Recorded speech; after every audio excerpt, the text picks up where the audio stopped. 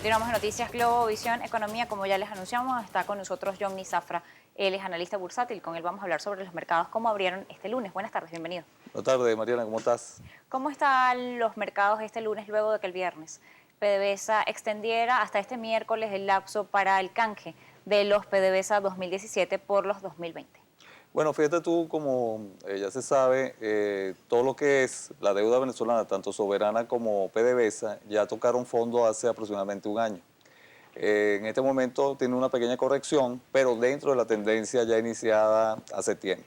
O sea que todavía siguen siendo atractivos a estos precios y con la consecuencia de lo que sucedió la semana pasada en cuanto a la renegociación que se está haciendo con estos títulos. Se vio en los mercados un repunte en los instrumentos de deuda venezolanos, en todo lo que fueron los PDVSA y los soberanos o los deudos o los títulos de la República durante las semanas que inició el canje. Sin embargo, el viernes, luego de esta extensión, todos volvieron a desplomarse. Se ha señalado por parte de varios analistas que era el momento de algunos que quisieran haber salido de los instrumentos de salir, porque quizá esos niveles tan altos que experimentaron en los porcentajes de cambio no volverán a darse. ¿Usted qué opina?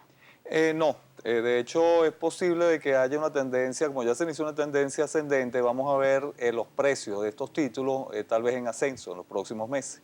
Sin embargo, Mariana, hay que tomar en cuenta algo. Acuérdate que el mercado de la deuda en dólares forma parte del mercado de deuda internacional.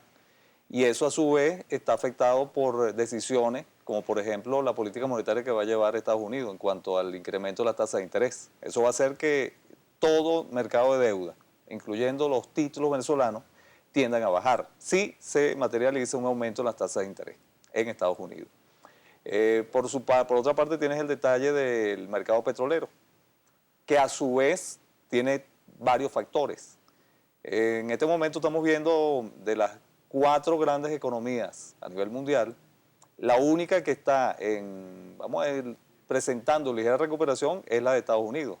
Tienes el caso de Japón, que está en deflación, el caso de China, que está en desaceleración, y el caso de la eurozona, que también está en deflación.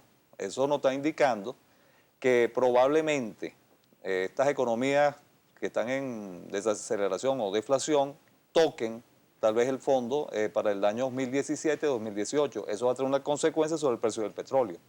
El precio del petróleo tal vez, por la demanda que comiencen de estas economías que comiencen en recuperación, el precio del petróleo comienza a recuperarse y eso también va a afectar a la deuda nuestra. Ahora, el precio del petróleo, según expertos en la materia, no llegaría a recuperarse más de $50 por barril.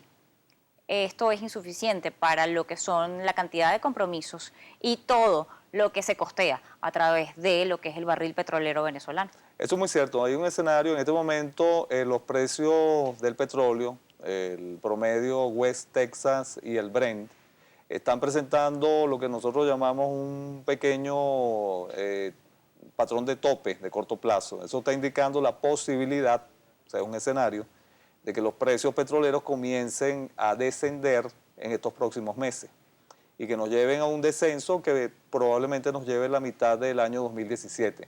Por eso que el año 2017 es clave en el sentido de que los precios petroleros también van a tocar fondo.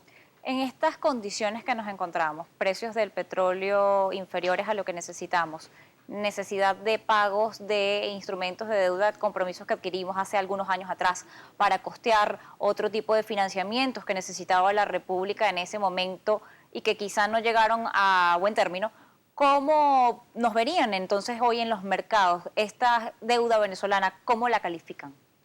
Fíjate tú, Mariana, quiero hacer un pequeño paréntesis. Esta situación actual es muy similar a la que se vio en este mismo país, en la economía nuestra, entre 1890 y 1900.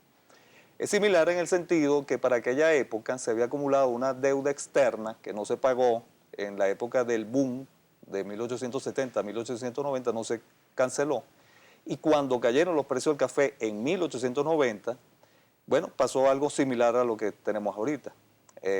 Una caída de la materia prima, que era la principal fuente de ingresos en aquella época, y una deuda externa que no se pagó.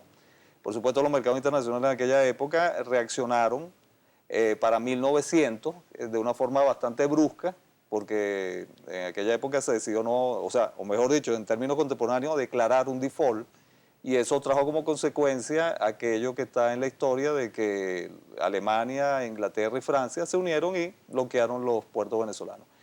En la actualidad, nosotros tenemos una deuda externa que se inició en los años 70 aproximadamente, en esa época de ese boom petrolero, llegó a casi 24 millardos de dólares para el año 83. En este boom que se inició en el año 98 al 2008 no se canceló la deuda, sino, y al igual que como te expliqué en la historia, más bien se incrementó y se incrementó casi 3 a 4 veces su valor. Nos agarró nuevamente una caída, en este caso del precio del petróleo, y tenemos entonces una crisis de deuda externa. No podemos pagar la deuda externa con lo que tenemos.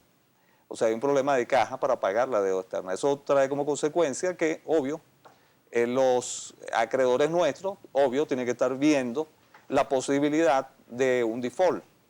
Y cualquier renegociación que se esté dando en este momento son señales para ellos, bueno, de que evidentemente no se puede pagar, pues. Cambiar las condiciones del canje a última hora, incluso cambiar una condición que era prioritaria como lo era si no se lograba el 50%, no había canje.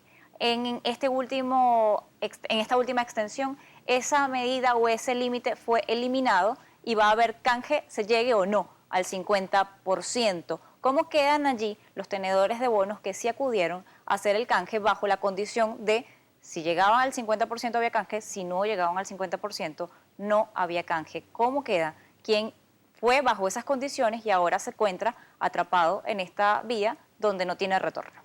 Efectivamente, como te mencioné fuera de cámara, es una renegociación de deuda. Y cualquier condición que lleve a una renegociación, obviamente los tenedores posiblemente van a tener que aceptarla.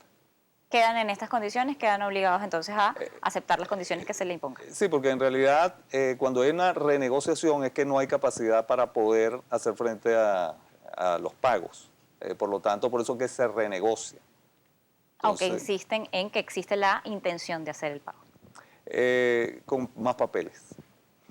Le agradezco habernos acompañado la tarde de hoy en Noticias Globo Visión Economía. Era Johnny Zafra, analista bursátil. Nosotros hacemos otra pausa.